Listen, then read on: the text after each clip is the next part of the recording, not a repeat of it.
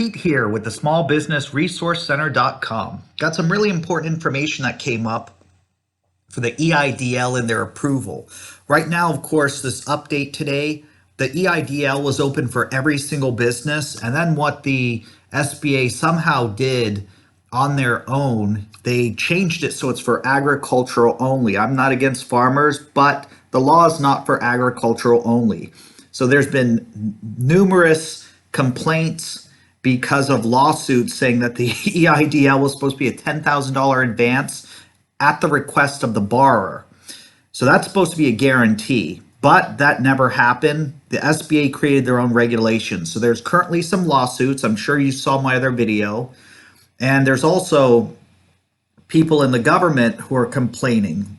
Chuck Schumer's one of them. There's numerous people in the government that are complaining, saying the EIDL is not being done properly. So this information right here that I'm going to review has actually been leaked.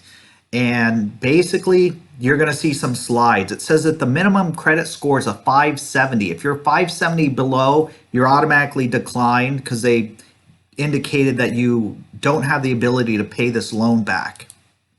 The max loan is supposed to be $500,000. No matter what, that's the max loan.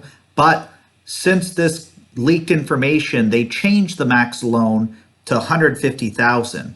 But according to the law, the max loan, I believe, is supposed to be $2 million or $2.5 million. I'd have to double check that. Either way, it's, for my belief, nobody has been able to get a loan that big because SBA created their own regulations and changed things.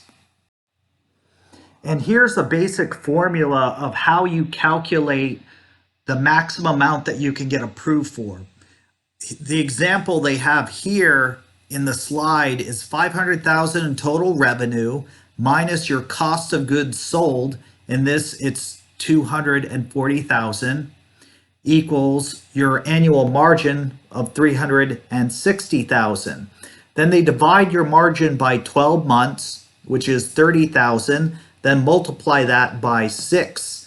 That equals your economic injury of $180,000.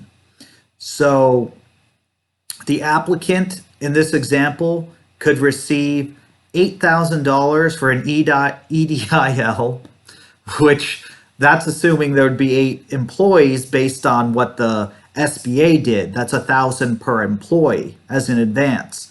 Then what they would do is calculate that $180,000 minus the $8,000 advance that you got, and your EIDL maximum loan should be $172,000. Keep in mind they did cap that amount to $150 right now, so $150 would have been the max, and then $142 would be your loan amount in this example, based on the information of the leaked document. Also, you're not supposed to have collateral requirements, but it says for loans over $25,000, collateral and insurance is required. So you can see the image here. And it says all businesses, including sole proprietors, must have a viable entity. Stages: initial call needed, credit pull is needed, offer accepted. So these are the stages that you have to go through. Initial call needed, credit pull, offer accepted, submitted deal, or a declined, you're approved, and then basically you're funded. And people who've gotten funded saying it takes about 3 days to a week to get your funding after you're approved.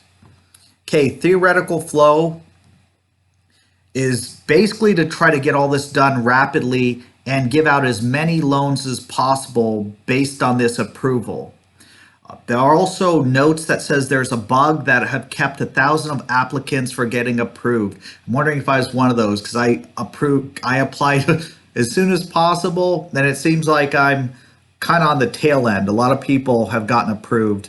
I don't know if it was a problem with the website and the information that says it was hacked or something like that, but it did say the SBA website that was hacked and there were problems. So I'm not exactly sure what caused the bug. It doesn't say.